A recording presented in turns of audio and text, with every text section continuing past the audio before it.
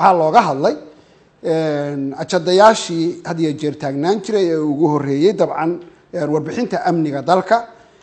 sidoo kale xaaladda dalka ee COVID-19 iyo sidii dalka dib loogu furi lahaa waxaa kale oo looga hadlay sii xoojinta howlaha xukuumaddu wado maadaama shalayto go-aankii golaha shacabku qaatay xukuumadda kalsoonida lagala noqday ilaa inta xukuumad kale oo xilka kala wareegta laga soo dhisayo in howlaha dowladda sidoodii ay ahaadaan oo la dardargeliyo goluhu wuxuu ugu horeynba ammaanay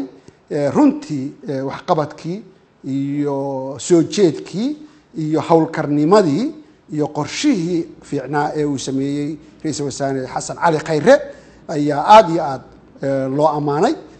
loona rajeeyey khayr iyo future wanaagsan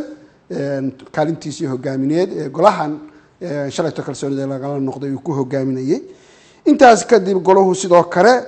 waxay ka hadleen dabcan u diyaargalowga marxadda kala guurka iyo inaan shaqooyinkii dowladdu aanay dib u noqonin inta xukuumad kale oo xilka la wareegaysa ay imaanayso in si adag loogu shaqeeyo qorshayaashii iyo howlihii socday aanay halkoodii dib uga dhicinin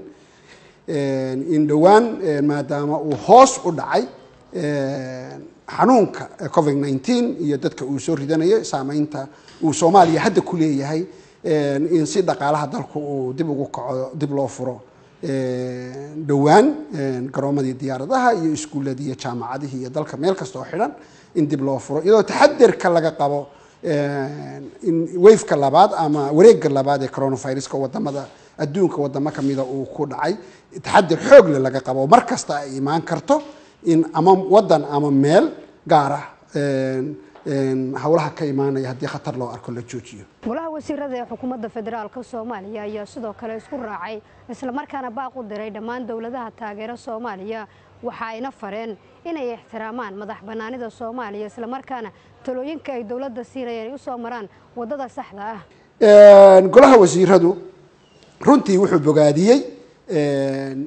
taageerada beesha caalamku had iyo jeer ay la garab taagan tahay dawladda Soomaaliyeed siyaasad leh horumarin leh dhaqaale leh amni leh ayaa golahu aad iyo aad u bogaadiyay haddana dhinaca kale waxay golaha wasiiradu ka codsadeen diplomatic missionska iyo dawladaha aanu saaxiibka nahay inay ixtiraamaan madax banaanida iyo dastuurka iyo go'aamada hay'adaha dastuuriga ah ee dawladda inay ixtiraamaan wixii tala ah ee hayaan horumarinta iyo adkeynta nidaamka dawliga ah ee Soomaaliyeed na inay u maraan janaalka diblomaasiyadda ay u maraan